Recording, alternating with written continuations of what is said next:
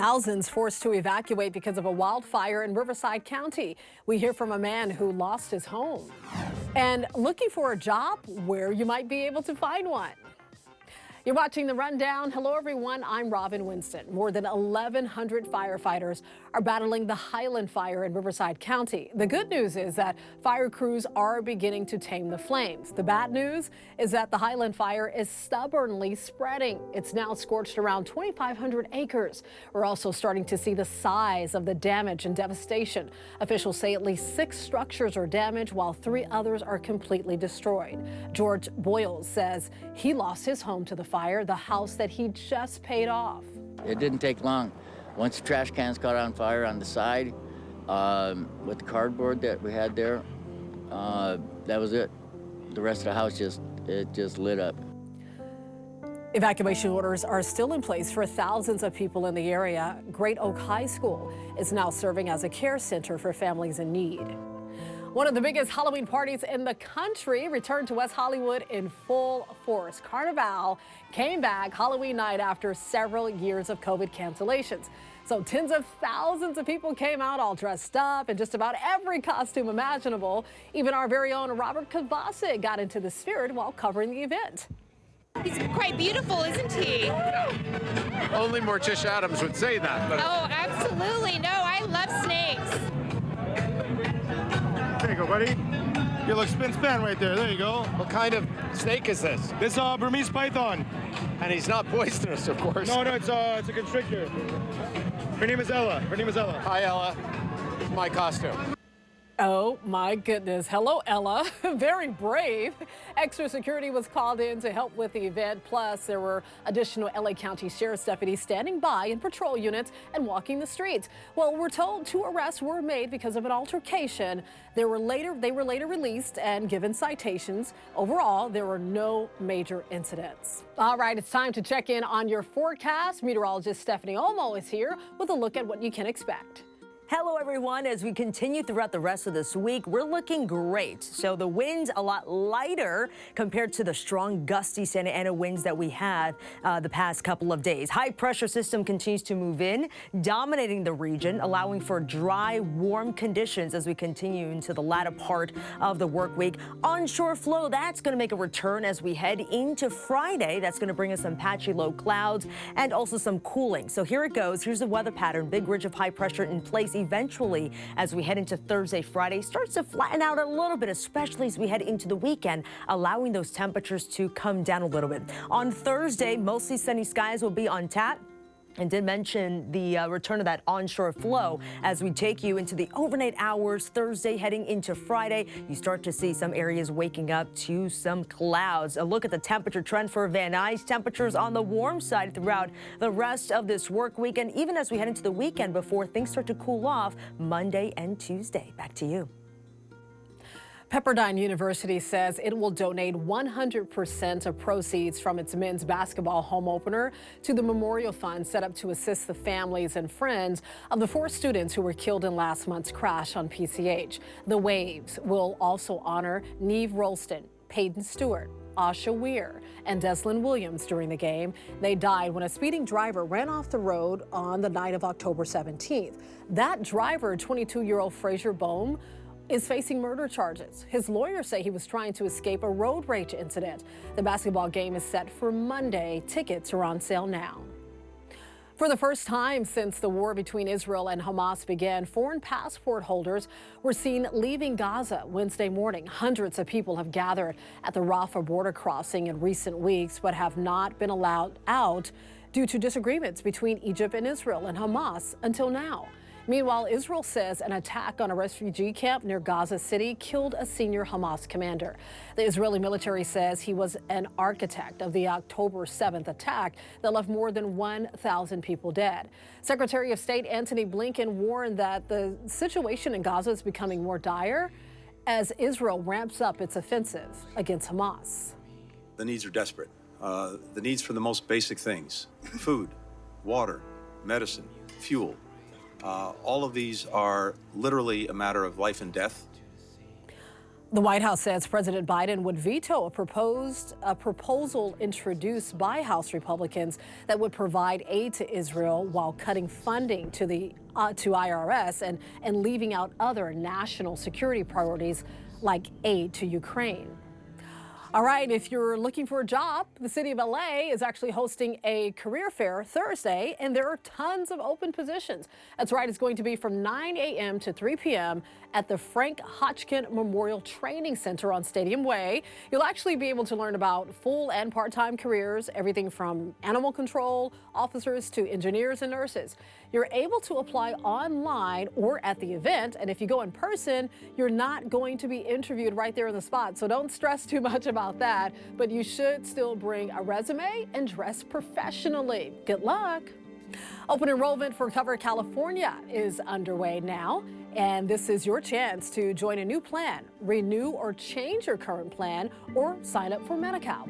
So next year, health insurance is expected to have its largest price hike in a decade.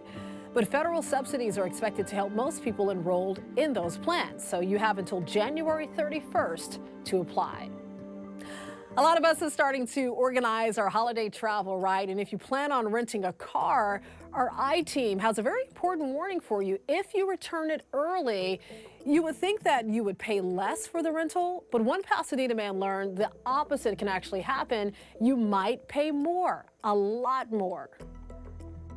Switzerland is a wonderful place for me. I have some family still back there. On a recent trip to Switzerland, Mark Schiller booked a budget rental car for 2 weeks, but his travel plans changed and he returned the car a day early. The way car rental companies are now, you pull up in a line, you get out, you hand somebody the key, you take your luggage, and they say, we'll email it all to you. And he was shocked when he got that email. Mark didn't expect a discount for returning the car early, but he also didn't expect to pay more. But that's what happened. Budget charged him an extra $500. And it's insane. I gave the car back a day early, and I paid for the full 2 weeks.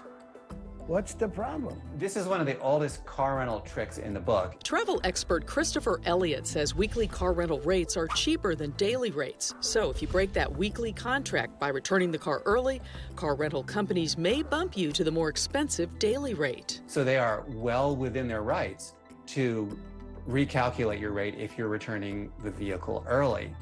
But I mean, as a practical matter, there's just the logic of it that doesn't seem right. The I-team reached out to Budget. It refunded Mark the $500, but it didn't respond to our questions.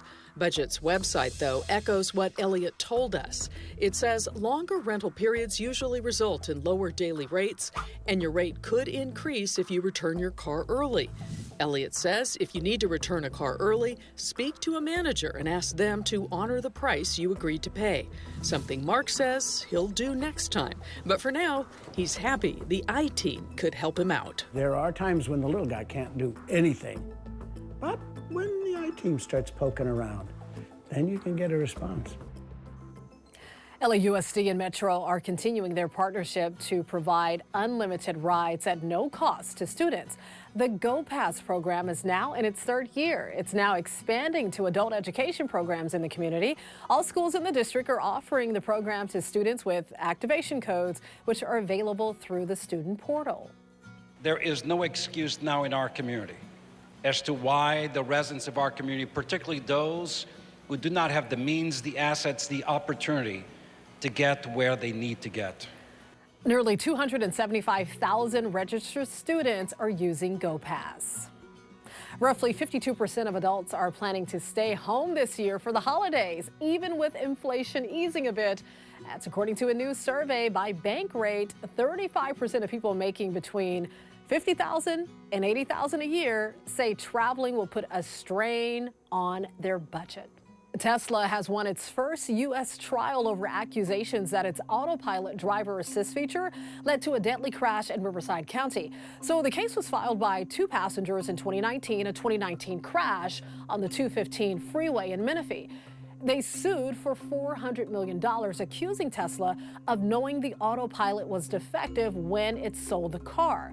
Well, Tesla argued human error caused the crash, saying the driver consumed alcohol before getting behind the wheel. Jurors agreed, finding the car did not have a manufacturing defect. DoorDash is warning customers that orders without a tip could take longer to get to your front door. So they've actually added an alert on the app so that if you enter $0 for the tip amount, you'll get a warning about the delivery delay. A spokesperson says right now, it's just a test to create the best customer service experience. The company has faced controversy in the past that drivers do not get the full tip amount given by the customer. The season of sweets is officially upon us. If you or your children are on candy overload from Halloween, there are ways that you can donate those sweets to a good cause. Yeah, so there's Treats for Troops and Operation Shoebox. These are programs that allow you to send those sweet treats. Yeah, sharing is caring to military service members. Halloween candy buyback partners with businesses to exchange candy for healthy items like toothbrushes. And then you have the Ronald McDonald House sometimes allows unopened Halloween candy for sick kids and their families to enjoy, as many are not well enough to go trick-or-treating. So this is very thoughtful. I love this program. Sharing is caring. All right, lots of couples tapped into their spooky side to take the next step in their relationship. Couples were all decked out in costumes as they waited to say their I boos. Get it? Like I do, I boo. At the San Bernardino County Recorder's Office, officials there say Halloween is the second busiest day of the year to get married after Valentine's Day. We caught up with one groom who explained why he and his new bride chose Halloween to get hitched. We decided to get married on Halloween because we're into slasher films and scary movies and stuff, and we've also always loved this holiday, so it's the perfect day to get married. Very nice. Congratulations to that happy couple and to all the couples who tied the knot on Halloween.